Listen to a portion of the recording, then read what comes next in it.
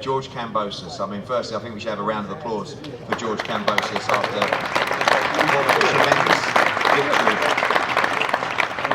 George, thanks for coming, and obviously an important fight in the division this week, but as you just said to me there before we started, you feel fresh. You feel like if there's a replacement on the card this week, you'd be ready to go. Unbelievable how the face has healed up. Yeah, look, it's a pleasure to be here. I've been travelling like crazy, obviously after the big battle, the big win. But I feel so fresh. I feel good. I'm recovered already. My face feels great. So, look, if one of them does decide to pull out, just get the big checkbook out and I'll be there. I'll use the same pair of shorts I use for LOPEZ, even if they're full of blood. I'll be ready to go. It was just an amazing fight. I mean, thank you so much. Obviously, it was a joy to be part of for us.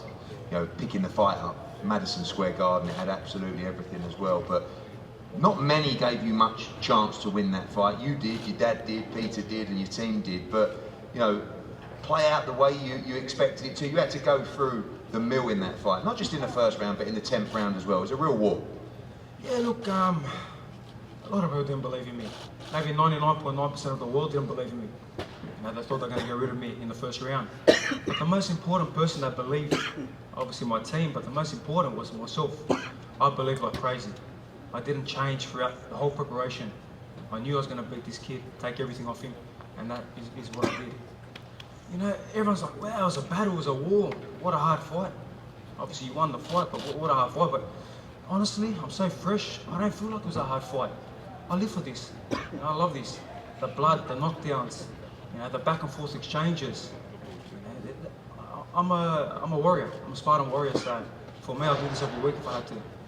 Take you back to that fight, just one question I've got on that is obviously the first round, you know, he came out, he told everyone he was going to stop you in the first round. With 20 seconds to go, you hold your feet, you hit him with a huge right hand. But I want to go to the 10th round because after that first round, you know, he came back a little bit, but you controlled most of the fight in the middle stages of the fight. He wins the 9th, he knocks you down in the 10th. And as a fan watching that, the fight looks like it's about to turn. You look like you're in big trouble, but yet you come back and you win the 11th and 12th round. That was, what was going through your mind when you hit the canvas in the 10th round? Because you looked like you were in trouble. You know, you went down, it wasn't a heavy knockdown, but it looked like the fight was turning. Yeah, look, I lost my composure in that round 9 and round 10. And I lost control of the fight because it was my fault. I got too excited, I smelled blood, I knew he was ready to go at any time, and I made the mistake. So when I did get put down, you know, I got up, legs were a little bit wobbly, but I said to myself that you made the mistake, but this is how you're going to show how great you are. You're going to come back and finish a round. That was a minute 45 in round 10. LOPEZ stops any lightweight in the world at that point, but not Kambosos, because I had the heart of a warrior and I was ready to do whatever I had to do. I was prepared to die in that ring on Saturday night. And that's a scary thought because I got 3 kids, I got a family, but that's how much I love this sport. And I got up, finished the round strong too. Came back to my corner, my coaches, they could see me laughing and smiling. Why are you laughing and smiling? Okay, because I stuffed up there, my mistake. Watch me punish him out for 2 rounds. And that I did. I busted him up for round 11, closed the show in round 12, and you know, the rest is history, and you. Absolutely. And of course, you've been everywhere this week. I think you're going to the fight on Sunday as well, but this fight, a really, really important fight for the lightweight division. You said off camera there, really looking forward to this fight. Devin Haney, you know, the young charge now of the division. Now Teo's taking a back seat, and of course Jojo Diaz looking to become a multi-weight world champion as well. This is a real fight.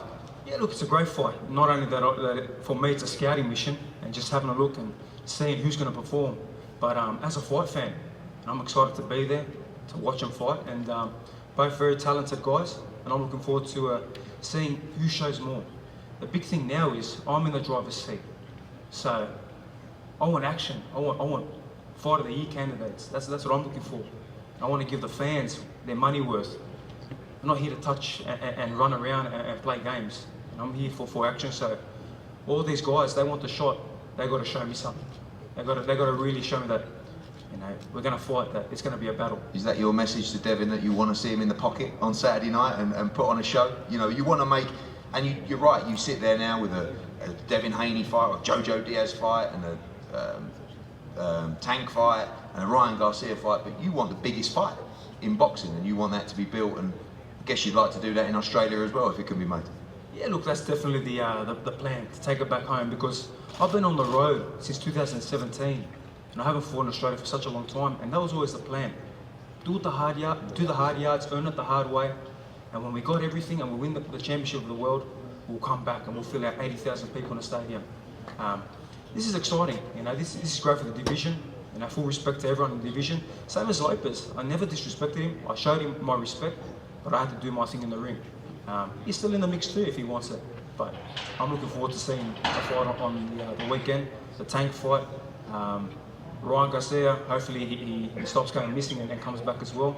And Lomachenko and Commey as well. They're a great fight, so it all depends who shows the most now.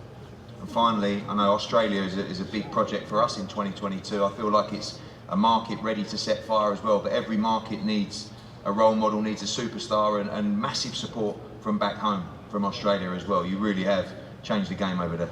Yeah, look, Australia they're still celebrating. I haven't even celebrated. I don't drink. I haven't even dared to have a drink yet. I've been so embedded in the media. But they are celebrating. They are really enjoying this. And like I said, this is not only my world titles, but it's their world titles, as well as Greece. There's big plans there down under, and obviously you've got some big plans there as well. But you know, the face is here. I'm representing the flag, and you know, it's going to be an interesting 2022. Well, I know on behalf of all the fans around the world, congratulations on a great fight, and congratulations on your win on Saturday night. We're going to be joined by Devin Haney and Jojo Diaz up next. We're going to throw it over to Karan.